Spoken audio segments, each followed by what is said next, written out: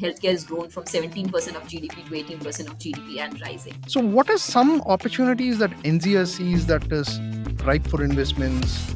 ABDM is working on this whole health stack, basically, which means your health data, my health data, it's all there on a similar kind of a format, and different providers and hospitals will be able to access it. You were a nation hockey player, and then you went to IIT and then ISB.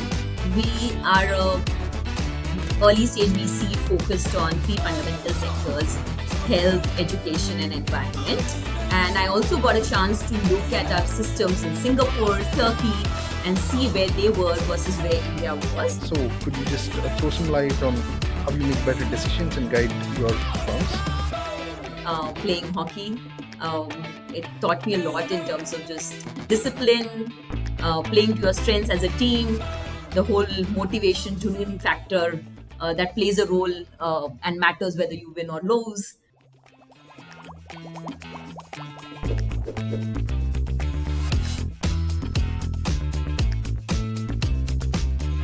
Joining us for the very first episode is Jayshree Kanther Patodi. She is the co-founder of Enzia Ventures and brings 15 plus years of experience in the healthcare industry. She has been both an operator and an investor. She worked with early stage to late stage firms. Without further ado, let's dive into the episode and tap into the rich insights that Jayshree brings to us. Hi Jayshree, how are you doing? Hi Neil, I'm doing very well. Thank you. And thank you for putting all of this together.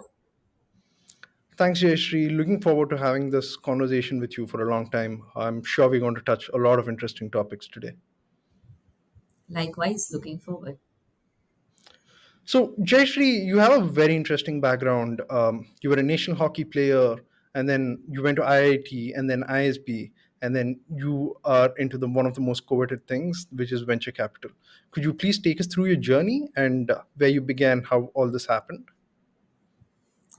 Thanks, Neil. You remind me of the good old days of hockey. Um, yeah, if I were to attribute building a strong foundation for myself and the values, I would attribute that to my early days playing hockey. It taught me a lot in terms of just discipline, playing to your strengths as a team, the whole motivation, genuine factor that plays a role and matters whether you win or lose. And most importantly, the important role that our coach played, not just in teaching us the skills, but also making sure we have the right attitude. Those were the good days. Unfortunately, I couldn't continue hockey in 1999 because I had to choose a college, and the only college which had hockey in Mumbai back then was not that known for studies. So I chose to prepare for JEE and then get into IIT.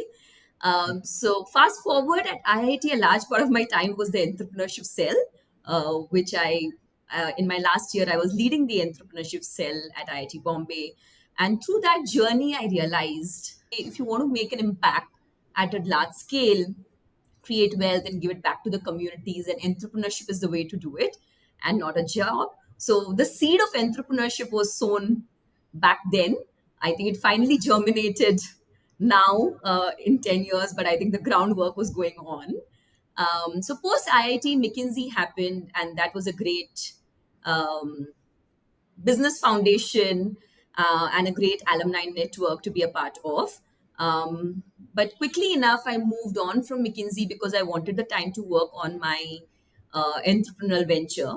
And so that was the year I took at ISB, shaping my entrepreneurial venture. So it was me and my now husband and another close friend working on the business idea. Is housekeeping, something like an urban club. It didn't take off back then. I think it was also a matter of timing.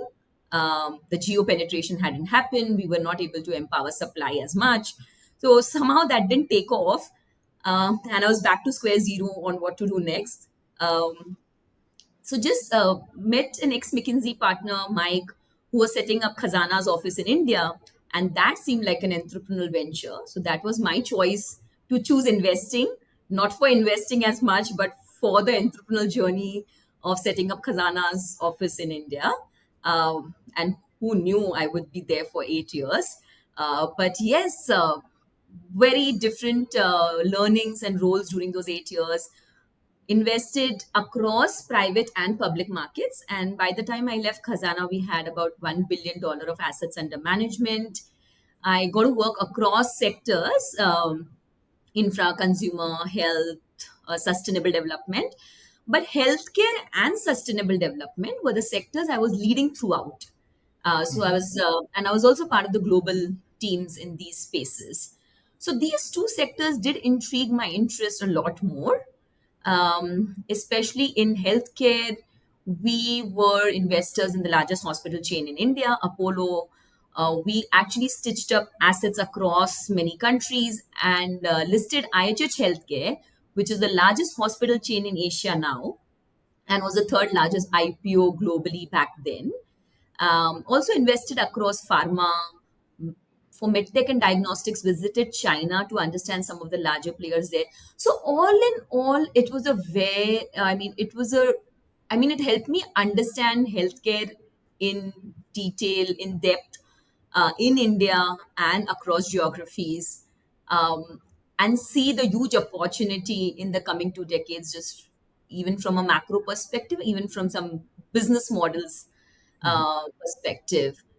Similarly, in environment, we had done some work and had gone through the hype and the burst of clean tech in 2010, 2015, but had left with a very clear conviction that in the coming decades we have to solve this environment problem. I think timing was still a question in my mind, but the seed was there.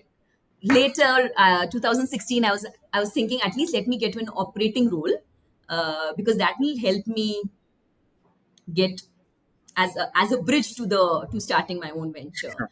So with that thought process, I joined IHH Healthcare as part of the senior leadership team in India, leading merger integration. And I also got a chance to look at our systems in Singapore, Turkey, and see where they were versus where India was. And I quit IHH in 2018. Just took 6 months off to figure out what next in life. So during this time, I was exploring joining some health tech startups as a founder, as a co-founder, and that's when actually the it was more a journey of self-realization. That I was thinking, hey, actually, there are a lot more startups that could benefit from my deep understanding of healthcare. And somewhere I realized I enjoyed investing. I mean, it was never a game plan, but I was missing the right blend of intellectual rigor and hands on with companies in investing, right? So I was thinking, okay, I'll do a role with a startup and then go back to investing. And then I was like, okay, why not now then? So that was really the aha moment to say, okay, let's just start a healthcare focused, a sector focused fund, right? And during all of this time, my husband was an entrepreneur in the FMCG space. So I was hearing his perspectives as a founder to say investors should bring much more than capital to the table.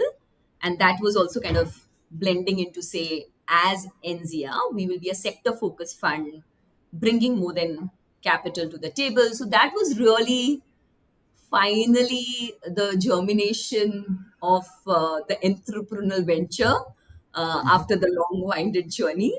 Uh, but yeah, I'm glad it brings a lot of things together in terms of purpose, skill sets, and a big opportunity. So very excited. That's very interesting, Jayshree. It's quite fascinating how that seed that was planted at IIT stayed with you throughout your life and the entrepreneurship, ventures, startups, and stuff. So, could you just throw some light on how you make better decisions and guide your firms? Yeah, this unique blend of investing and operating experience is definitely helpful. So, what I learned from my investing days was more around the top down picture of saying, okay, there are, you know, different healthcare stakeholders or business models, whatever you may call it, the delivery side, hospitals, pharma, medtech, diagnostics, to be able to understand where the interplay of power dynamics is, where the profit pools and revenue pools are, what business models have struggled with what factors, both on the business dynamic side as well as from a pure numbers perspective, right? I'll give you an example. So, for example, in hospitals, we were trying to do this global benchmarking to say what is really the value driver.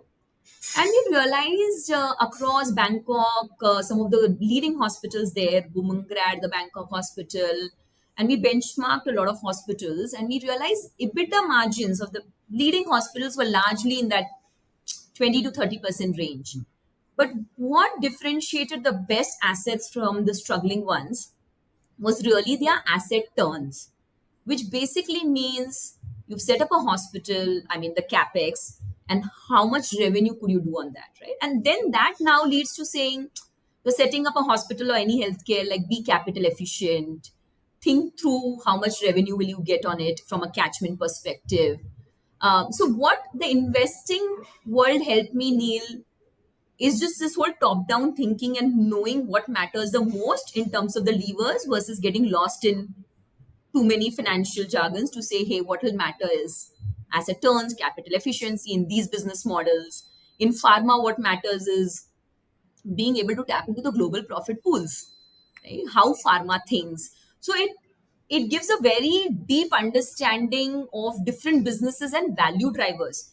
And at Mhm. scale, what was really the edge in terms of helping those types of businesses scale? And we saw like the diagnostics market in China, the players were much larger. MedTech only, I mean, leave apart the US incumbents, the large MNCs, but China was where some of the medtech players were able to grow. So it has definitely helped me in terms of having a lot of data points to know what has scaled, why has that scaled, and hence what underlying drivers have mattered at scale. Mhm. Coming to operating, you know, uh, so one is really understanding the dynamics on the ground between different stakeholders, between the hospital management, between the doctors, the pharma companies, um, what is driving the eventual behavior there, where is where does the power reside in that whole dynamics.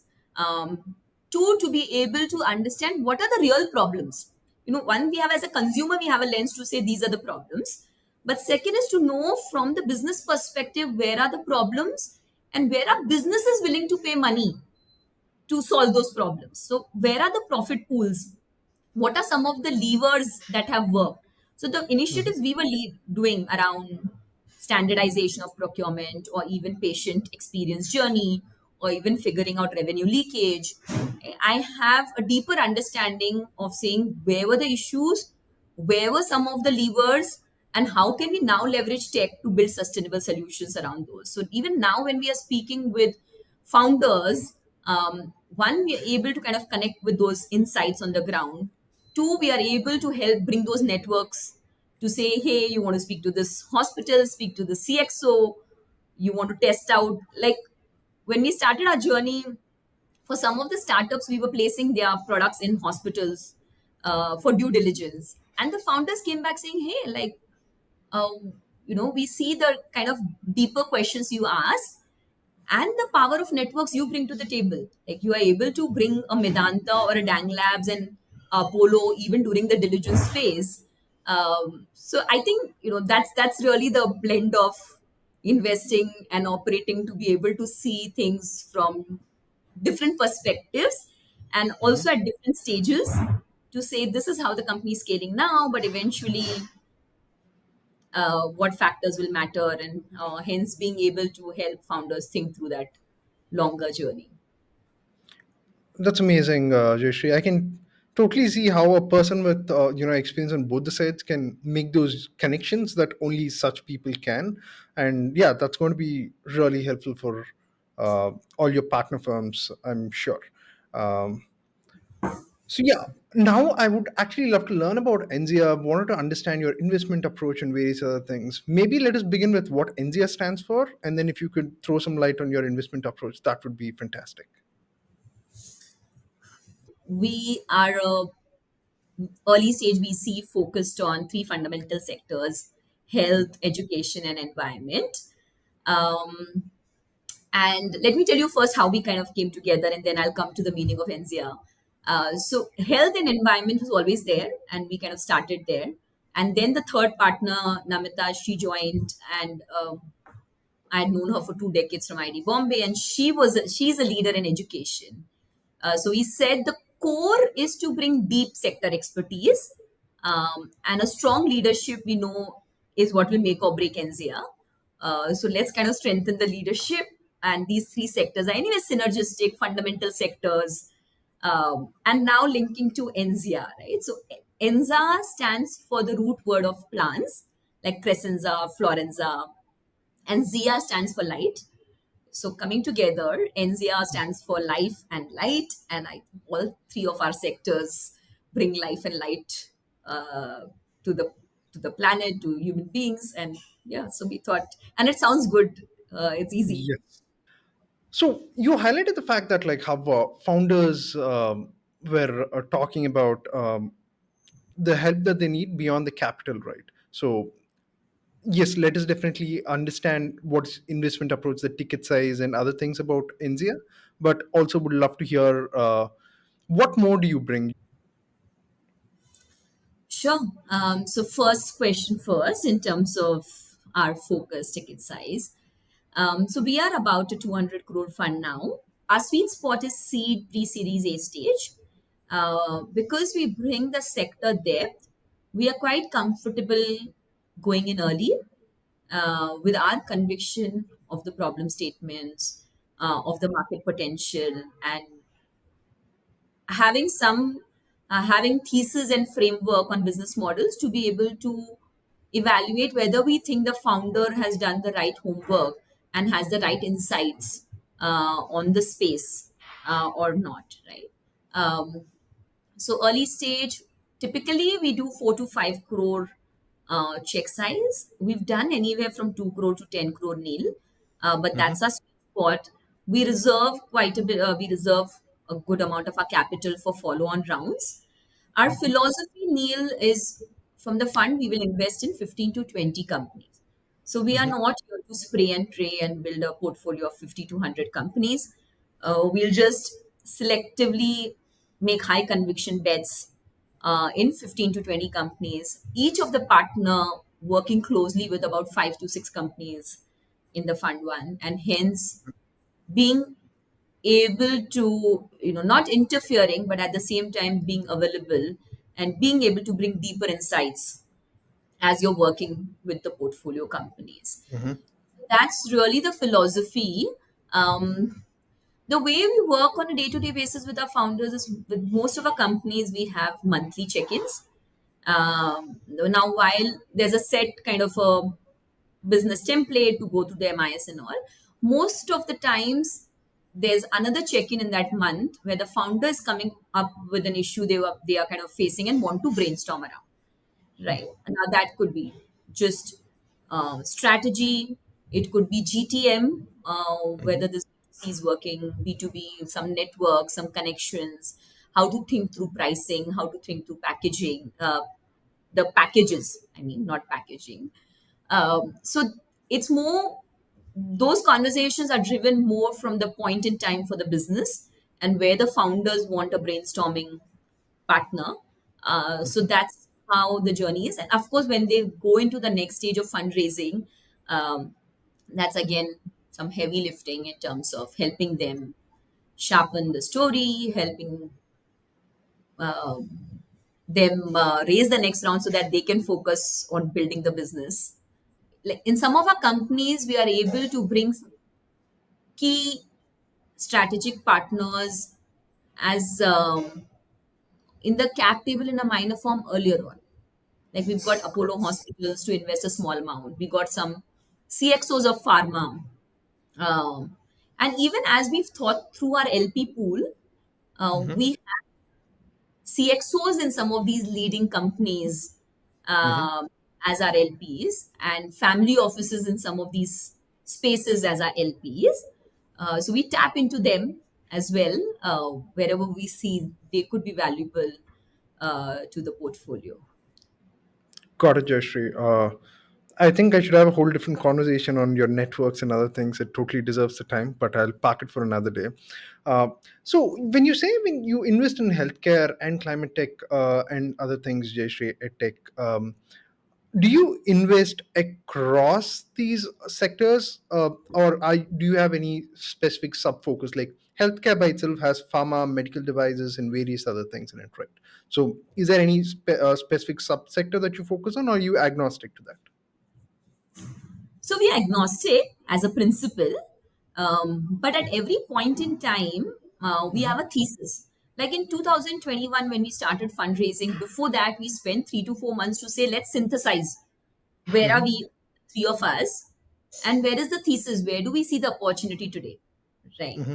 And we had kind of put that down. Now, 2 years fast forward, we again took a restock check, and this is an exercise one would do yearly. I mean, we were in a fundraising board, but taking a restock check to say where is the thesis, right? So we may say, okay, this, for example, again, and I'll take healthcare examples because I kind of do a lot more work in health versus environment and education, where Karuna and Namita kind of heavy lift. um, we'll say, for example, the OPD plays 1 mg pharmacy are already there, it's already saturated, right? So that's not an opportunity anymore now.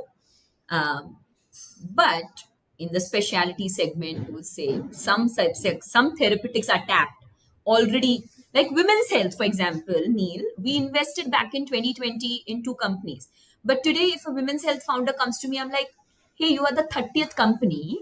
Like, what are you really doing differently? Right? So while from a starting point, we remain open to all segments. At any point in time, we have a point of view. I mean, not point in time, but on a yearly basis, we do a thesis to say what do we find as relatively interesting, where do we find it's already saturated. So we kind of go in with a thesis driven view.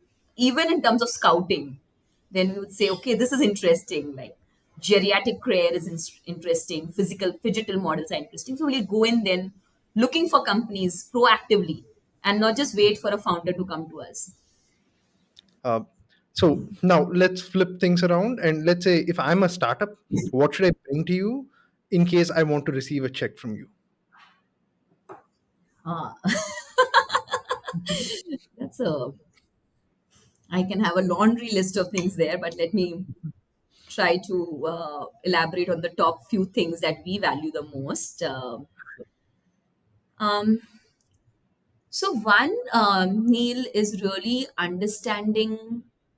See, some founders may come from that sector or may not come from that sector, right?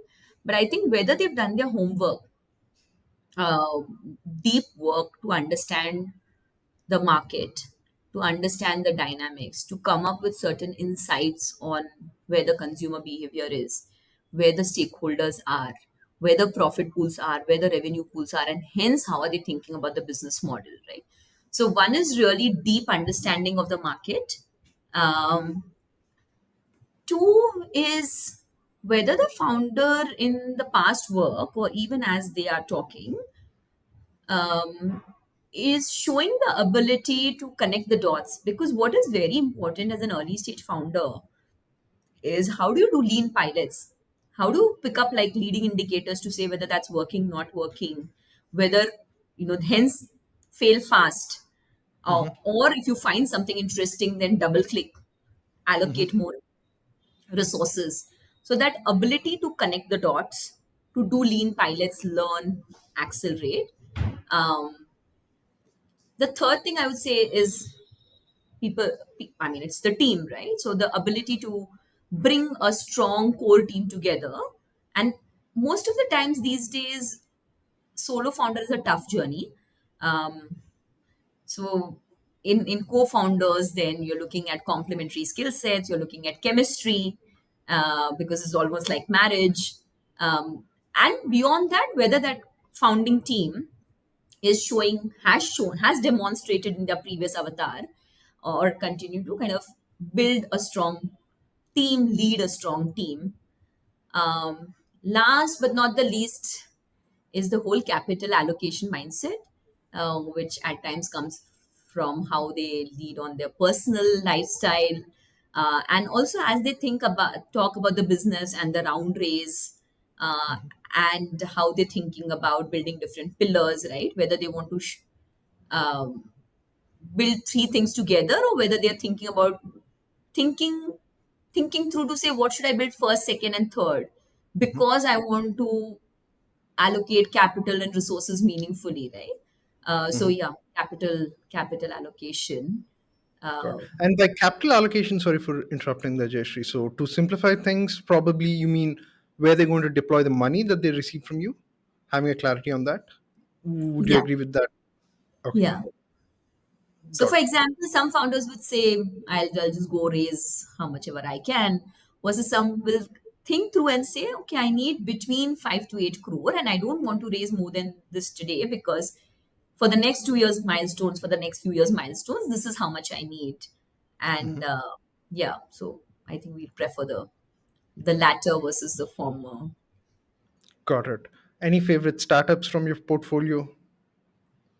That's a trick question. Well, yeah, it's like my sister used to tell her children, both children are equal. So I don't think I'll be able to say which is a favorite startup. Um, Hmm. but maybe what I can say is what we've loved about, and this will again tee up with how then that refines our own model of what kind of startups we look for, what kind of founders we look for. But what we've seen give disproportionate success or the right trajectory to founders is that ability to do lean pilots, connect the dots, take some bold calls. At times you just have to change gear, which means you have to stop this business because this particular because it's Hmm. not working, Pivot. and rechannelize. So let's deep dive into healthcare, Jayshree. It's quite complex, right? It is quite complex, and the reason is that unlike other sectors where you have the startup interacting with the consumer, here you have the startup, the consumer, which is the patient, the doctor, either the hospital or pharma or insurance, at least one or three of those players also, the way you think about the business models. So of course, given the number of players, the complexity Hmm. increases. um, the way to kind of try to reduce the complexity and think through would be to keep the patient journey at the core, and also understanding amongst the doctor, hospital, pharma, insurance, who is taking that share of wallet in terms of the revenue pool or the profit Hmm. pool in different contexts, right? Then it helps you kind of think through and also think strategically how you want to sequence your business model to which player. So yes, yes, it's complex, Got Neil. it. So what are some trends that you're seeing in this space? See, the main trend today that is bringing up the change in the opportunities is Uh-huh. technology. Uh, and where this technology is stitching up different other needs is firstly the Hmm. consumer.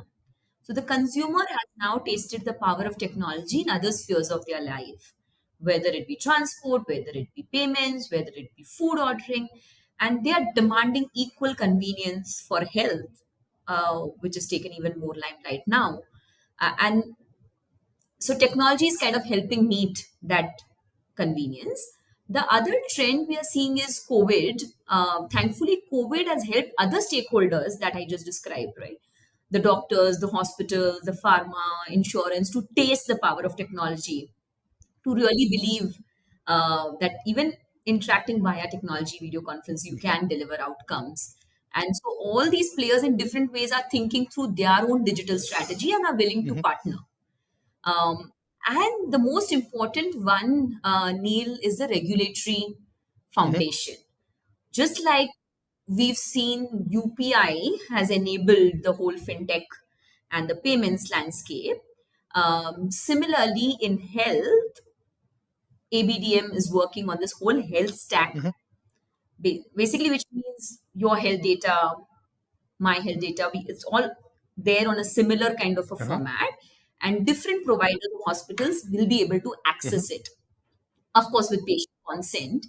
But that will then bring about the same change like UPI kind of Hmm. brought in the financial space, right? And that kind of feeds the whole Hmm. technology, because you do need Hmm. data to empower technology to Right. deliver insights and outcomes and automate the process and reduce the cost.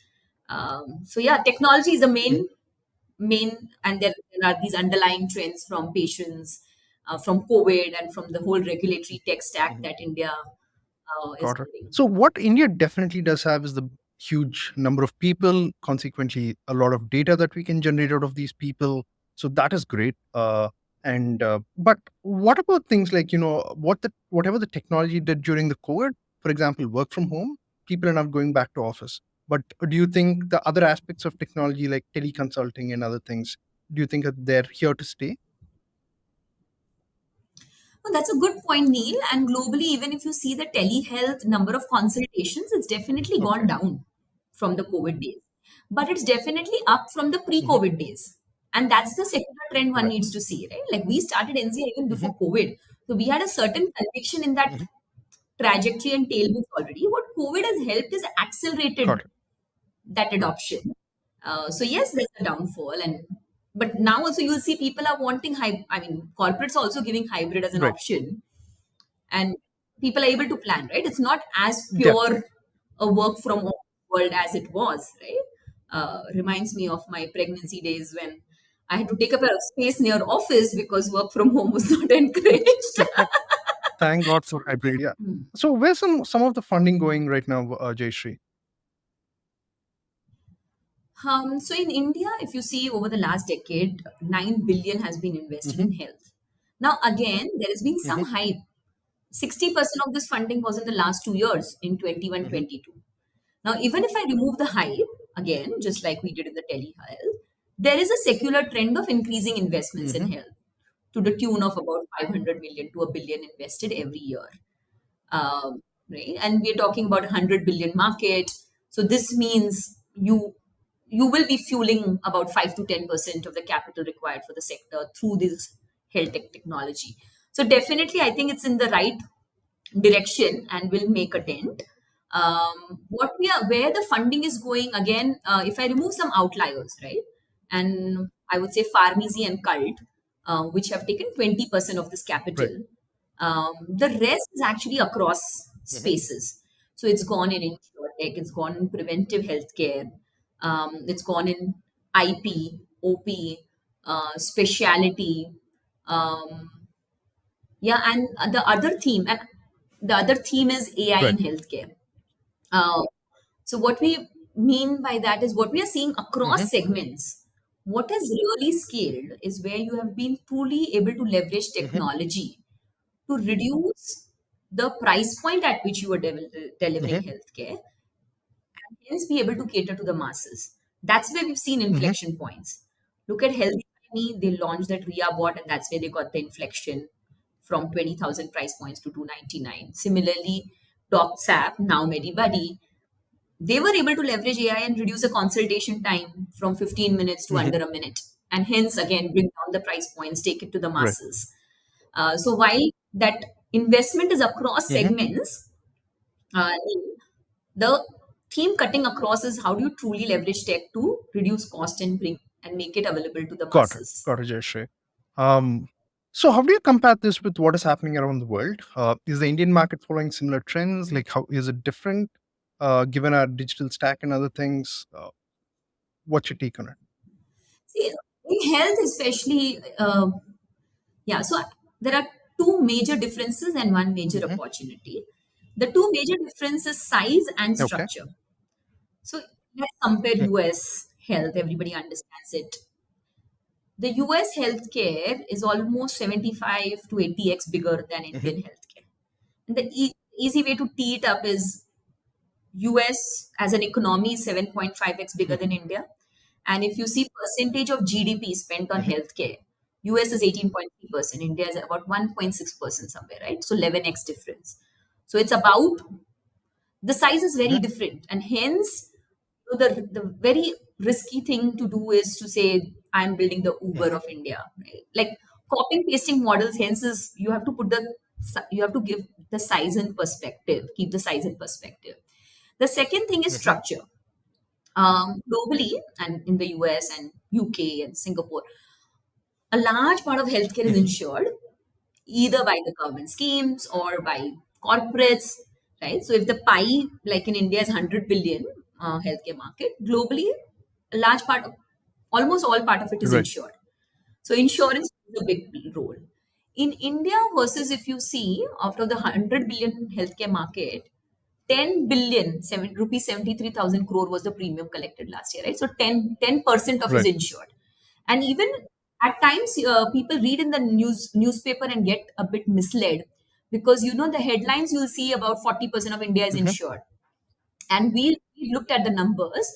So about 52 crore population, they say, is Mhm. insured.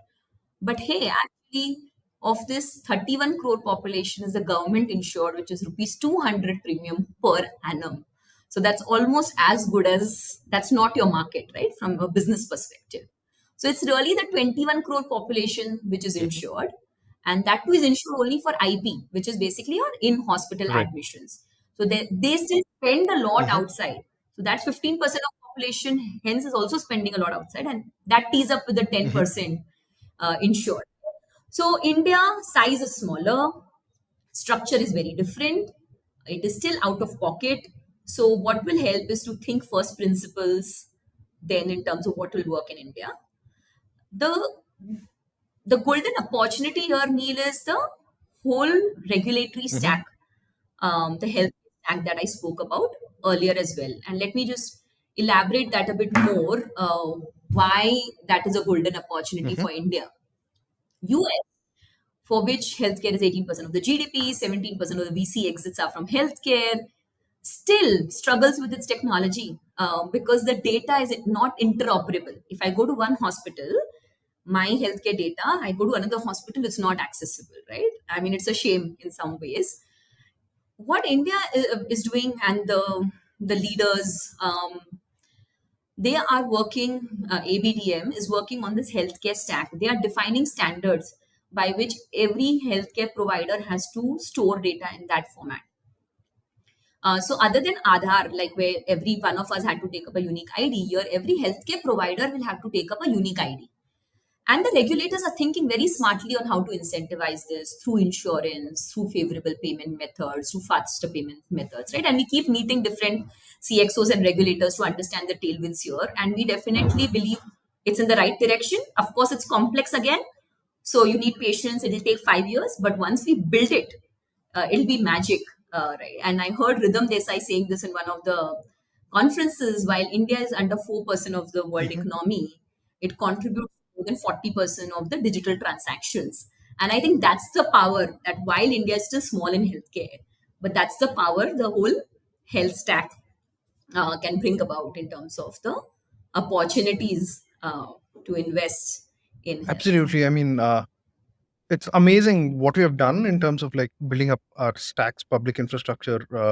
I mean, public digital infrastructure. What's UPI done? If the same thing can be replicated in health, I think we're going to be world leaders in many of these solutions. So really interesting, Jayshree. So, what are some opportunities that Enzia sees that is ripe for investments? We are bullish on preventive, insurtech, speciality, AI in healthcare, diagnostics. These are some of the themes. If you see, we've invested in 7 companies so far in healthcare, and 5 of these are in speciality. And that's by design because we are bullish on this theme, which we think is Mhm. underserved still.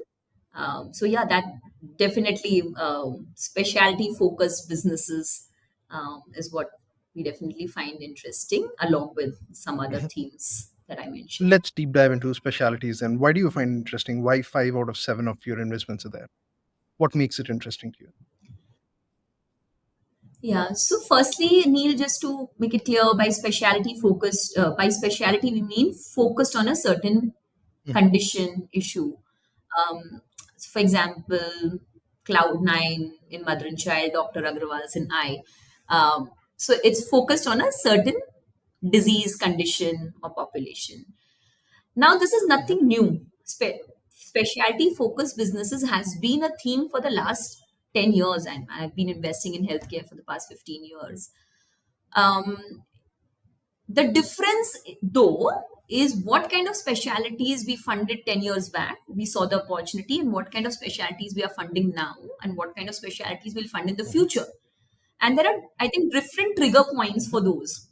And I'll just explain, right? So, for example, historically, what specialties were built were a function of two things.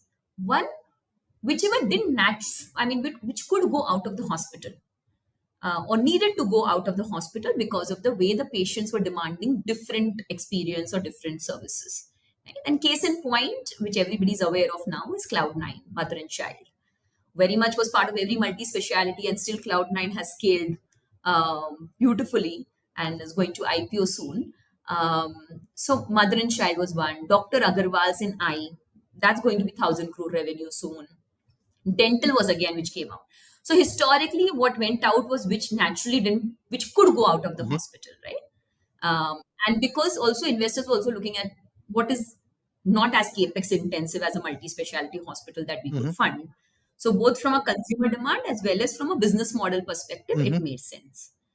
Now, what is the trigger now? The additional trigger is, like I said earlier, the trigger definitely is technology, but which specialities it is lending itself to is the whole chronic issues. Now, because of our sedentary lifestyle, there are the chronic issues are growing much faster than the other Mhm. acute issues. And so you'll hear all the pharma, all players kind of realigning their strategy to say, how do we tap into this chronic pool, disease, right? So here in specialty, what we are saying is these chronic issues, they are different because they are staying with patients for longer time, for multiple months, for Mhm. multiple years. What patients are demanding is, hey, like, I mean, can some of the services be provided to me at the convenience of Mhm. my home rather than I visiting the doctor always, right? And one of the themes that I missed mentioning in the overall current trends and comes handy here as well is the whole movement from doctor centric to patient Right. centric. Uh, so the chronic issues, the patient is basically saying, can I get at the service convenience of my home? Okay, I've visited the doctor, doctor's given me prescription, but this is something I need to follow lifelong. So can someone remind me for adherence of medications, help me with my medications, help me with my diagnostics, help me with my small queries? If I've improved or if I've deteriorated, do that check-in and help course correct. Mhm. Connect me with my with other patients who've gone through this journey. Mhm. uh, Kind of be positively motivated to improve from them. Right now, this whole journey is possible only with technology, because you can keep in touch with the patient even when the patient has gone out of the doctor clinic, Right. right? So now the specialties that are coming into picture is, for example, Mhm. physio. The physio ने बता दिया क्या exercise करना है. Now it's what the missing link is the Mhm. adherence. So can tech and now computer vision. The computer vision was not as good as it is Mhm. today. It wasn't as good like 5, 10 years Right. back, right? But now computer vision can check my posture and tell me, hey, this is not 90 degrees. Please correct your angle. So technology is empowering this whole physio Right. journey at home. Mental health, patients are demanding, I want to consult discreetly, anonymously, so it helps that funnel on mental health. Geriatric care, senior care, now we are seeing that affluent senior care will be Mhm. rising more so in 5 years than maybe even today. So these are some of the themes where you'll need to handle the patient over the course of their life. It's not just about one doctor visit, and technology is empowering that, right? And fast forward into future, Neil, different specialities will be empowered. Like neurology you You're spoke right. about. Some of that will empower remote Mhm. care at home. Gastro, we are reading about chips in the stomach, right? Which will then kind of give you feed live data in terms of where your gut is and what you should eat versus not eat. So some of these innovations, disruptions will fuel other specialities in the future. Okay? So we like speciality because of these themes, and different specialities will emerge. Um, like in India, if you go Mm-hmm. deep and develop deeper insights into the clinical journey, you can actually build clinical decision support Mm-hmm. systems, uh, which is a much larger market in the US already. So, one, it you can build this for India, but with deeper insights into every specialty, you can build a digital stack and you can sell this abroad, just like the SaaS Mm-hmm. opportunity, right? But you know, first need to build a foundation in Right. India and then take it to other countries. For example, our company in pediatric Mm-hmm. neurology is building that foundation in India, and now pediatric neurology SaaS is already $1 billion Mm-hmm. market globally. You build that stack and the kind of volumes you have in India, you don't have Mm-hmm. anywhere else. So the intelligence and the robustness of your algorithms will be much Mm-hmm. better, arguably. And so you'll be able to take those abroad. So that was one, tap into the global Mm-hmm. pools. And two is from an Mm-hmm. exit lens. So globally, we've already seen Roche acquired Flatiron in cancer for $2 billion. Roe acquired modern fertility in women's health for over $200 million. Um, in India, also, if you see Sun, for example, Sun Pharma is the leader in cardiology. If you hear Apollo's recent announcements and their initiatives in oncology, they're clocking 2,000 crore revenues in Right. cancer. So these leaders, as they want to retain their leadership position in these Mm-hmm. therapeutics in the coming 5 to 10 years, they are going to acquire these tech players and these capabilities to retain their leadership, to go closer to the patient as the world and the dynamics is changing, right? So yeah, more than one reason to like speciality as a That's theme. very strong conviction bank backed by very, very strong reasons, Jayshree. Now it totally makes sense why you're overweight on specialty in your portfolio. So to summarize both, this supplier side demand and the consumer side demand, and the technology is ripe at this point of time to be utilized, and India can tap into the global market if successful here, and also makes a great business case for all the uh, exits, given all the exits that are happening currently, thanks to the large pharma companies that we have, the hospitals that we have. So that's great context, Jayashree. With that being said, what kind of business models work in this space? Can you throw some light on that? Yeah, we've debated a lot, seen a lot of different experiments fail, succeed. Our strong belief is, and I'll share, Neil, from an India perspective and then from a global perspective.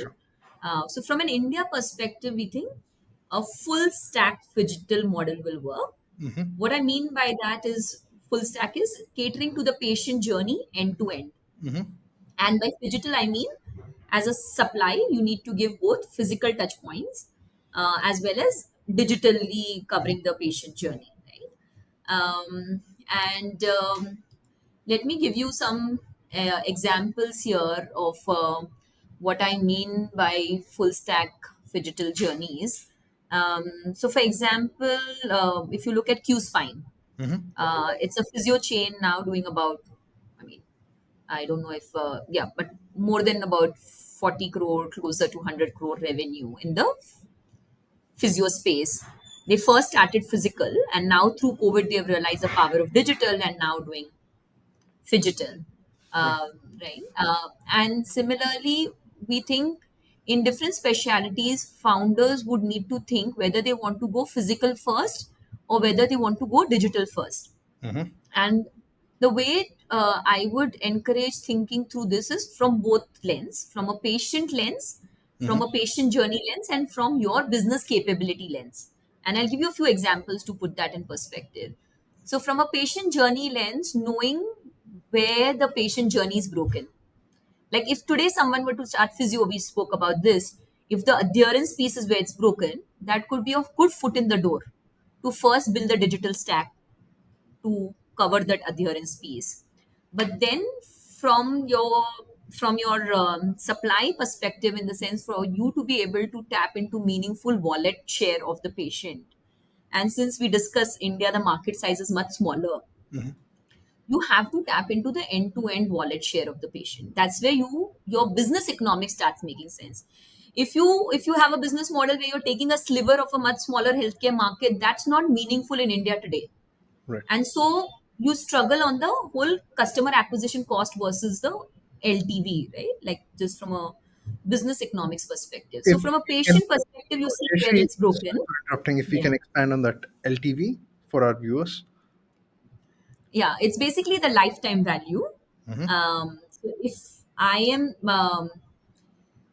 let's take the example of diabetes. Um, if I am just providing nutrition consultation, which may be 10% of what the diabetes patient is spending on diabetes, versus let's say what a Beto is doing, right? Give a glucometer, give the strips, give the like maybe even start your own generic medicines. So I am then tapping into the end to end spend that the patient is doing on diabetes. Right. That's where the business models start becoming more sustainable and in scale. The other thing to strategically think of, for example, I'll give you an example in women's health where we funded two different companies. One did physical first, other did digital first. Uh, right. So, for example, Proactive for her, they started physical first in Indranagar, did a clinic, and they are seeing that's where the patient stickiness is, because healthcare by nature, people want human touch point. Versus iMoms, they had this whole stack around pregnancy, the erstwhile wisdom around Garbha Sanskar.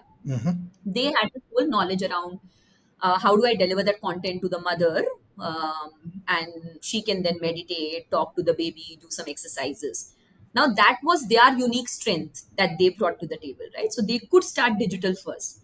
Now, as they think about their vision next 5 to 10 years, they are, of course, they're already doing some physical touch points through video conference, but they'll do like a physical presence too. So I think combination of understanding where the patient journey is, where your strengths are. For example, IMOM's strengths was already that knowledge which could be delivered digitally, and knowing eventually you will need to do the full phygital journey, because to tap into the entire wallet share.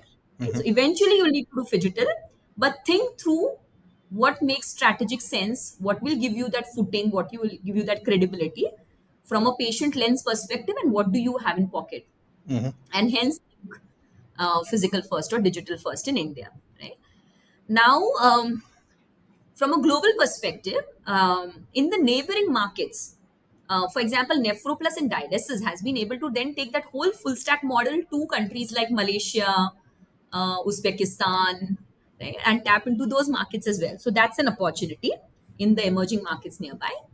But in the more developed countries, this service is already there, Right. right? So you will be competing against already existing players. Rather, the opportunity there is, because you've gone so deep into a specialty, you build a clinical decision support system for the clinicians on the, because you have insights on the whole longitudinal journey of so many patients, to know at what point what worked and what didn't work. So now if you're able to tell a clinician globally to say, hey, at this stage, in this cancer type, for example, integrative oncology work for so many patients, and this is the outcomes it gave, then maybe that will help them recommend your service, right? So basically, this is the whole clinical decision support system, which then you can scale in other countries, in the other developed countries, which are already struggling against rising healthcare costs. Case in point, US.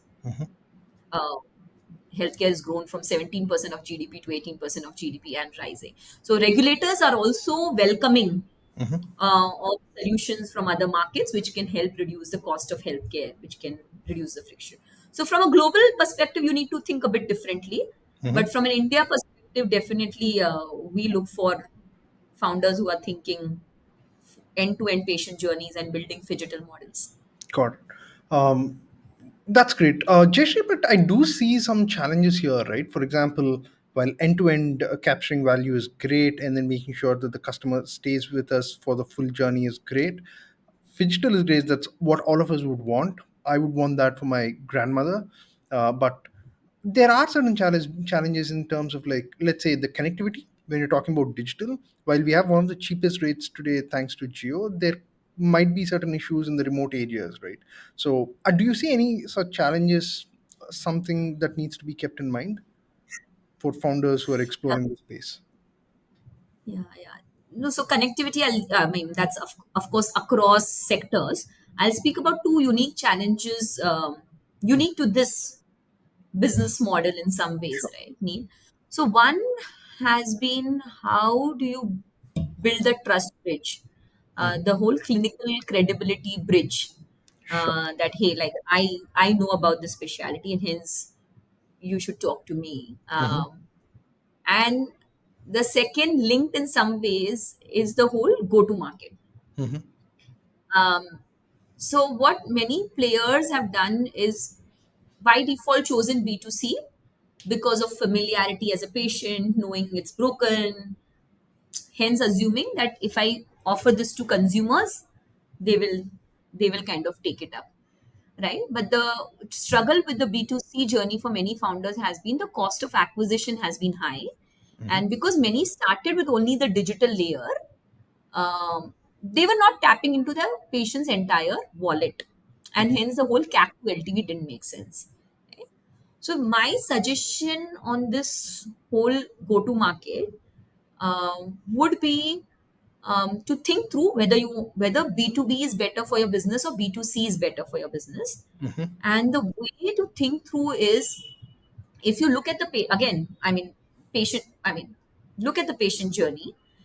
Is this a super special? I mean, would the patient come to this service after a specialist consultation, or is this something that the patient is demanding because of the new age convenience or the new age issues? And I'll give you certain examples to put that in perspective, Neil. For example, we funded companies in integrative oncology or even pediatric neurology.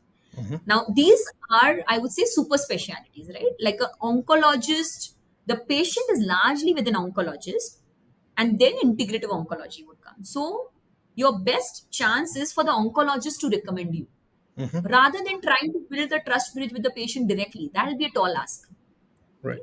Similarly, pediatric neurology, the patient is consulting the pediatrician who might see some issues. And so, why don't you go to the pediatricians and educate them and get the patients through them Hmm. for you to treat them on certain special disorders that you see in children, right?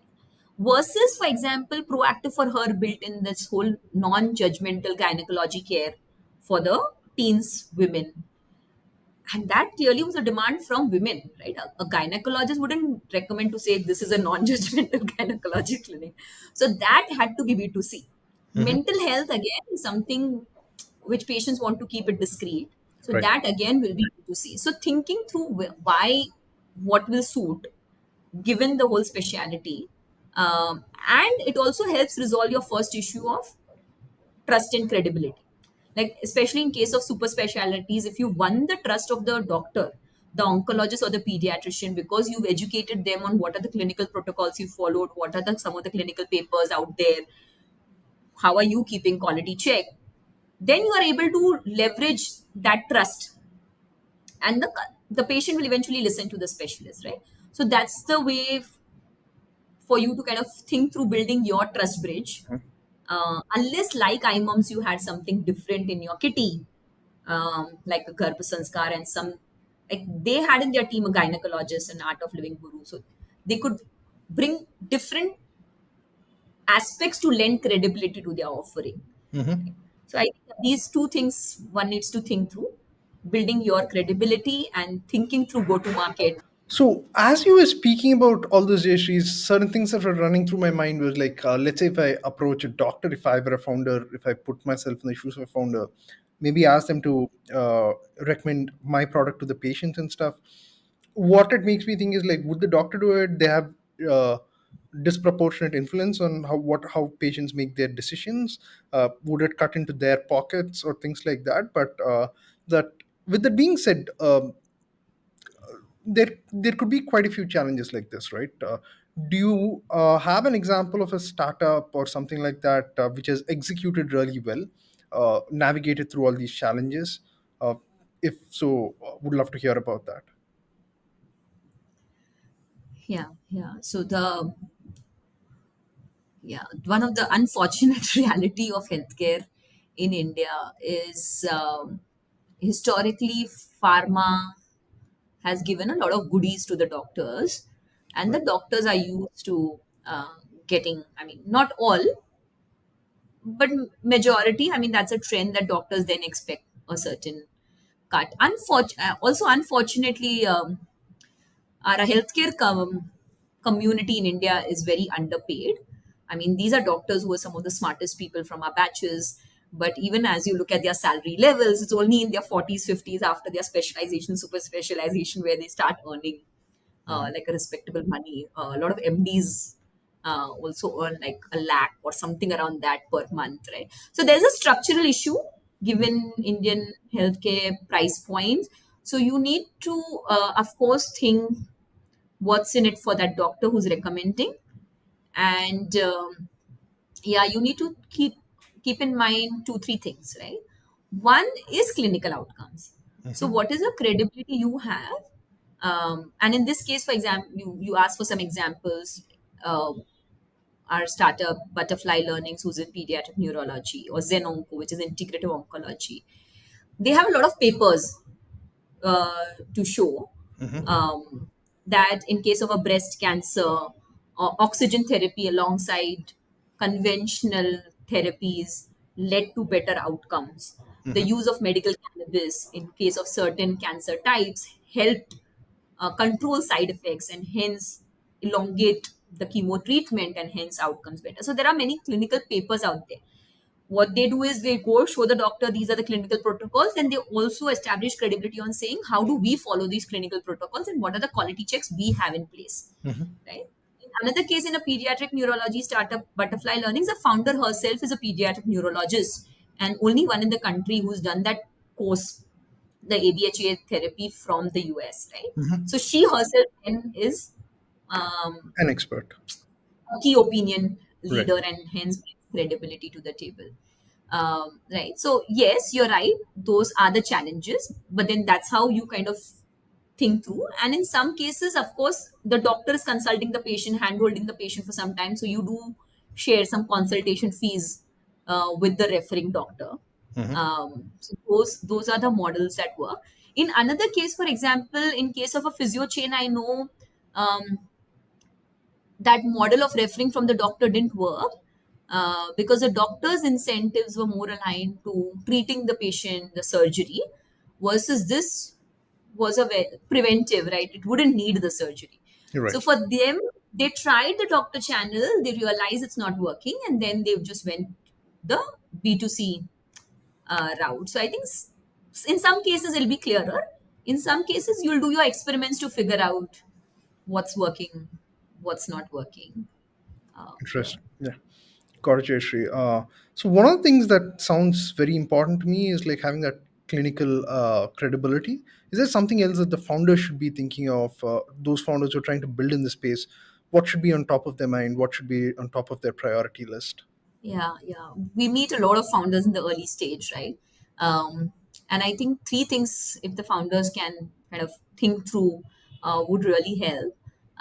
One is we already spoke about the clinical credibility. And in case of when you're building a startup in these specialities, can you get one of them as co founders Hmm. or a meaningful advisor um, on the table, right? So in case of physio, like can you get a physiotherapist who brings that clinical knowledge up front as a co-founder or as an advisor who's at least then spending 2 days a week uh, with you on the clinical, on making the clinical protocols and then quality check. So one is that. Second is we spoke second is the ability to connect the dots to keep so that strategic thinking boldo yeah, connecting the dots boldo, because we said this is complex. You think need to think through many stakeholders.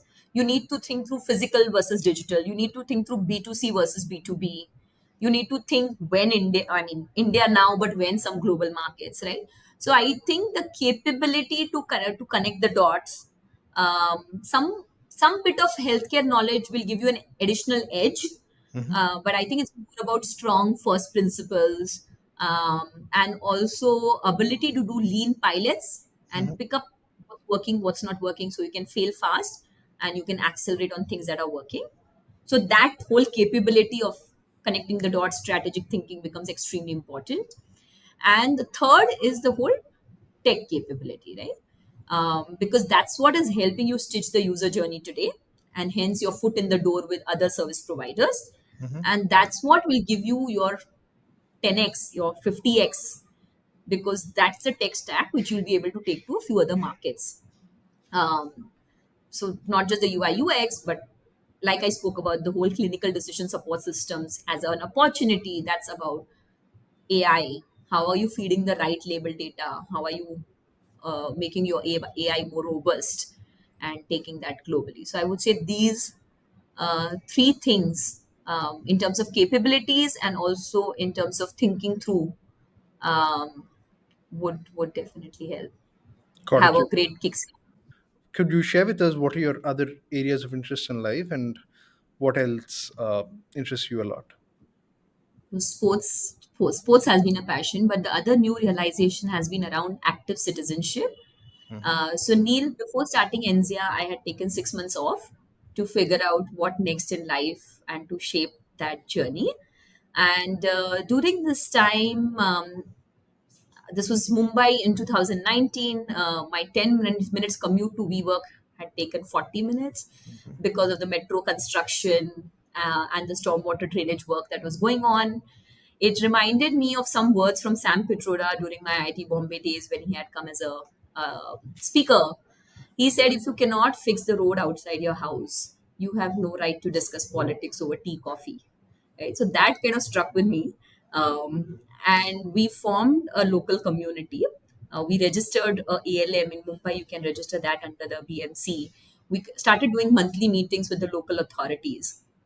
At a point in time where we were not getting solutions, we did a human chain. So, thousand of us on the road with some police permissions and all, trying to protest against the conditions of the road, where the center was taken up by metro and the sides were taken up by stormwater drainage. And the amount of work that was done in the 3 to 4 days just prior to the human chain was not done in the 6 months of our stay there, right? So that made me realize the whole power of active citizenship.